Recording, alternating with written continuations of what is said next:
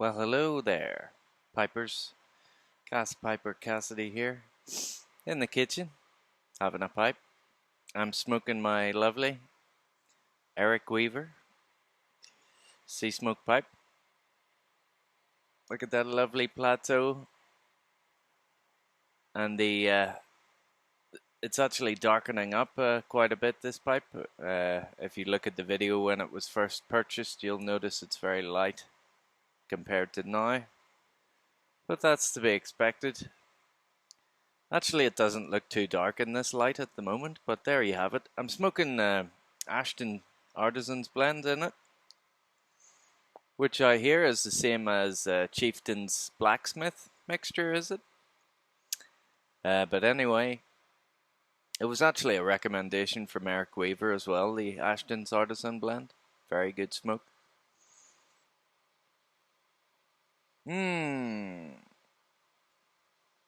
It's got a lot of nicely balanced, very smooth Latakia in there. It's kind of I wouldn't say it's a lot bomb, but it's got a lot, I think. Delicious. But just checking in, guys, because it's been a while since I put any content up, so I thought I may as well.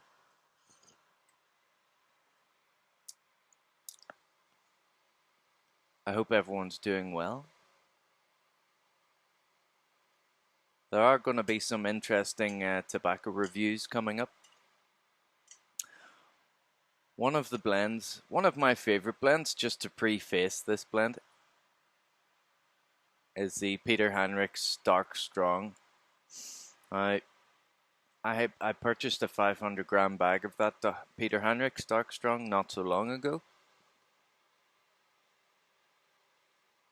Maybe a few months now, at least 6 months maybe, but it's aging really well, and I hope it gets to age as well as the Orlick, the Dark Strong Kentucky, or Dark Kentucky from Orlick, which I think the Peter Heinrichs is roughly based on. It's very similar flake with Cavendish Kentucky, which makes it so sweet, but yet a bit of strength there. And it's got the kind of molasses licorice thing going on. I believe the Peter Heinrich's Dark Strong is more of a molasses topping, whereas the Orlick Dark Kentucky was more of a licorice. But anyway, I just so happened to be able to purchase recently. This has about 10 years of age on it. It's a 100 gram tin. So I think they stopped production about 6 or 7 years ago, maybe. I'm not sure, actually. Maybe it was only 4 or 5 years. Correct me if I'm wrong.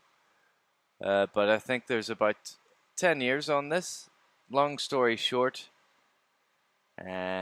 this is from I believe it was from one of our American friends that Uncle Phil knew of, and he stopped smoking the pipe, so he had some of this in his cellar and took him up on the offer and purchased some off him. So I'm very, very lucky to have that. And I've tried it before through Chris Shaw. He sent me some of the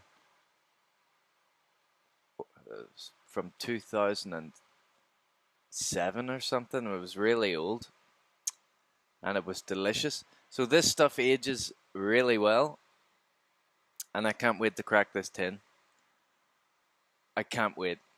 So that'll probably be the next review. I'm just waiting on jars arriving so that I can jar it. I don't like to crack tins unless I have jars for them. My cellar has been coming along recently. Maybe I'll do a video about about my cellar in general. It's not very big, but it's getting larger.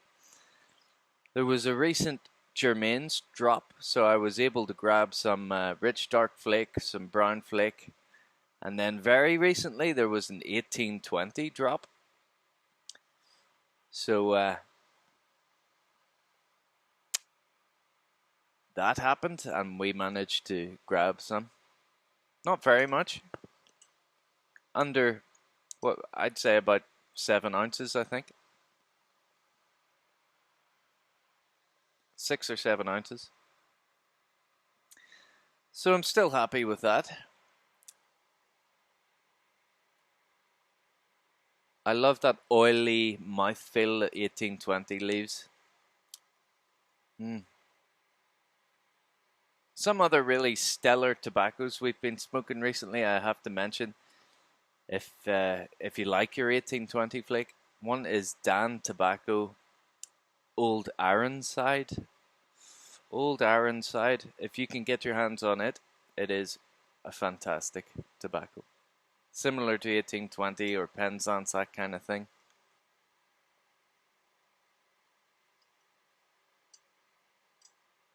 Not very similar, but as a very high quality tobacco. Check it out. Mm.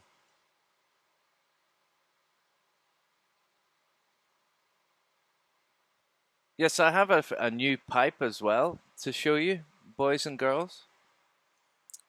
Um, I knew I was going to have one of Chris Kelly's pipes one way or another, Eldritch pipes. I was going to save up and buy one at some point. But then one of the guys from the Order of the Fallen Ash, he was selling his strawberry from Eldritch, so I took it off his hands for a tidy sum.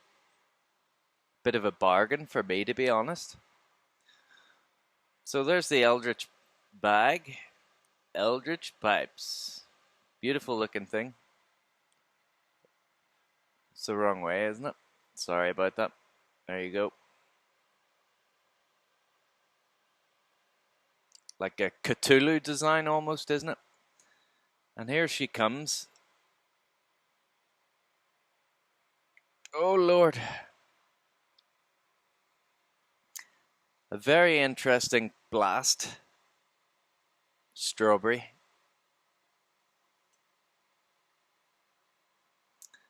The stain is lovely, I think. Kind of a contrast. Who knows if it is actually straight grain, but it's certainly delivered that way. It's hard to tell when it's been blasted, so, and the stain is quite predominant, so it's hard to tell if that actually is the grain, but it looks wonderful, as you can see. Yeah, I always wanted one of these strawberries, so whenever I saw it was for sale, I just had to have it. It is a very kind of thin and conical bowl, so in a V shape, a cone, which is good for plug and flake. So I thought I'd get it. It's actually a 9mm filter as well, and the stem is I don't know what he calls it, but it has little metallic flecks in it, so it's kind of a strawberry with flecks of copper in there as well. You can't really pick it up in this lighting, but whenever I saw it as well, I thought I have to have it because I already have 3 other pipes that have this type of stem. Not exactly the same, but similar kind of coffee swirl. So I thought, yes, I'll have to get it. 9mm, hard to believe, isn't it? Eldritch. Can you pick it up? Not really. Not too badly, though. Yeah. Commissioned 9mm in whenever the person in question bought it, so I don't know. I don't. Many of his pipes, or most of his pipes, I don't think would take a 9mm, or he wouldn't be able to render it thick enough to have a 9mm without it looking awful. But it seems to work okay in the strawberry. Very good looking pipe, and it's very enjoyable. Smokes extremely well. Smokes plug really well. So far, I've been smoking plug exclusively in it. But let's have a word from our sponsors, shall we? Quick one.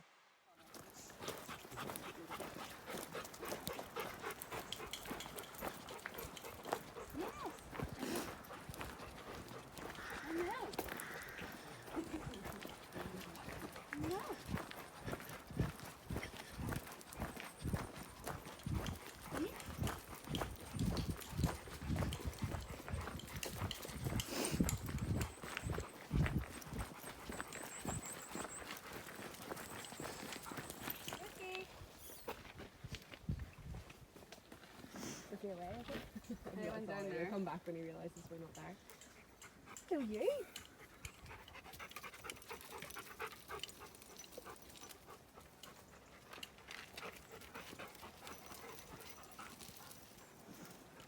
What a day. Oh. He was like, I can't see. He wants to go lift him up.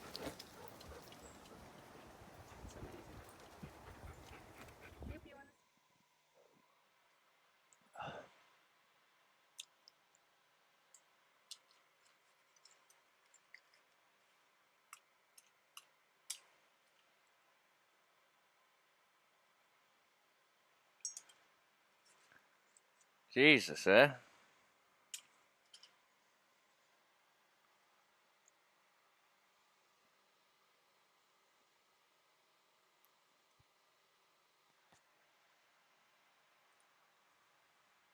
Mm.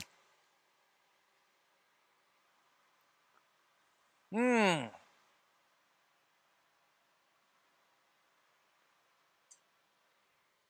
Hmm. Oh yeah, the other thing.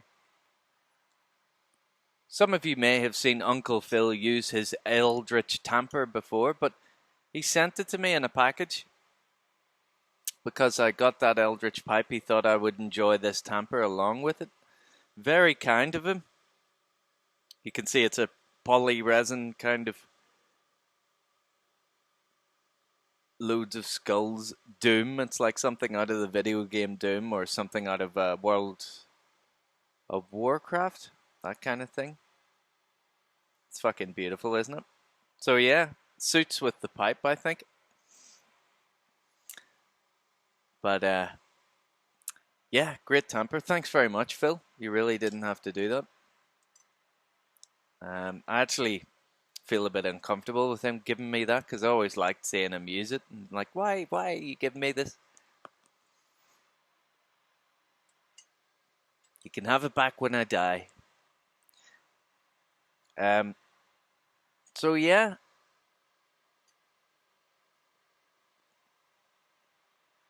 Trying to think, is there any other news?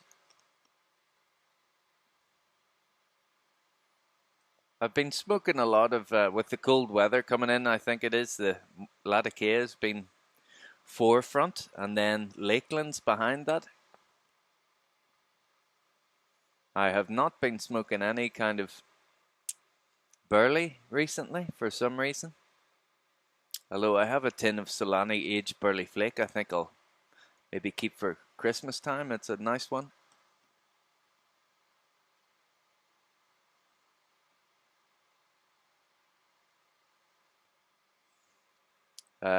Other tobaccos recently tried Exhausted Rooster. Chris Shaw sent me a sample. I mean, it's not for me personally. I won't be buying any, but it's a lovely tobacco. Yeah. Actually, I don't. I think maybe you can't buy any at the minute. It's highly sought after. Hmm.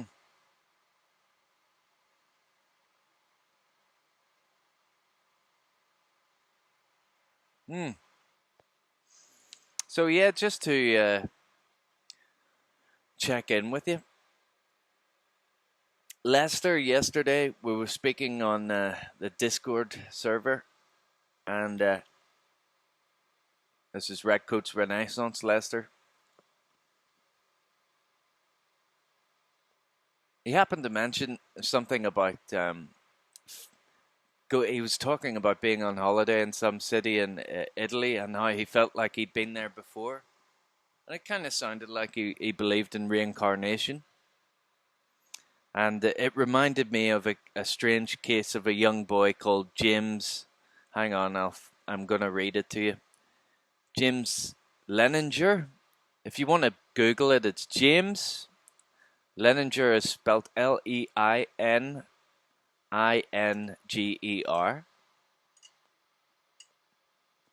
And you want to read about that case. Basically,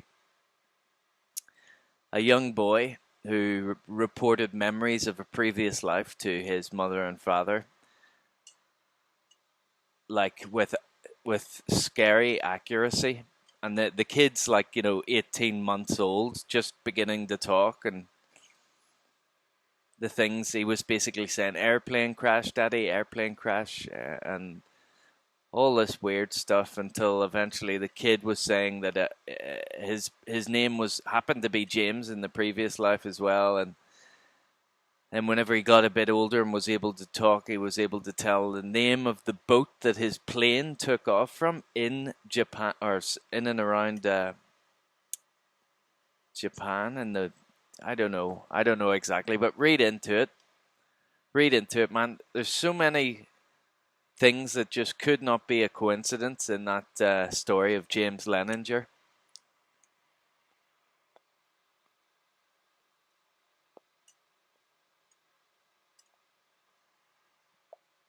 Really, really strange.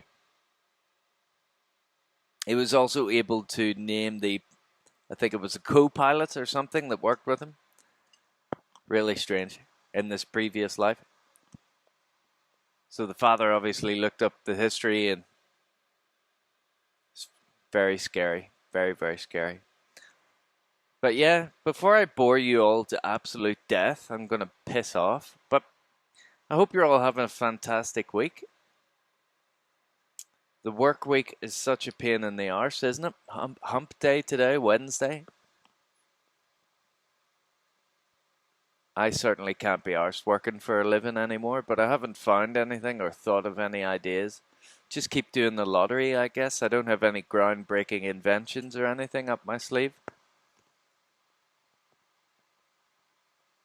It's horrible though, isn't it, when you realize this is it? This is it, isn't it? This is life. Monday to Friday. This is how you live. Yeah. And if you're lucky at the end of it, you'll have 12 years, if you survive, of leisure, elderly leisure. 12 years or so, if you're lucky. Really lucky. Yeah. Just remember that. Yeah. Just you remember that and feel miserable. Yeah. All right. Well, I hope you enjoyed the interlude with the puppies anyway. At least that could have cheered you up. Have a great day, folks, and I'll speak to you soon. Toodle pip.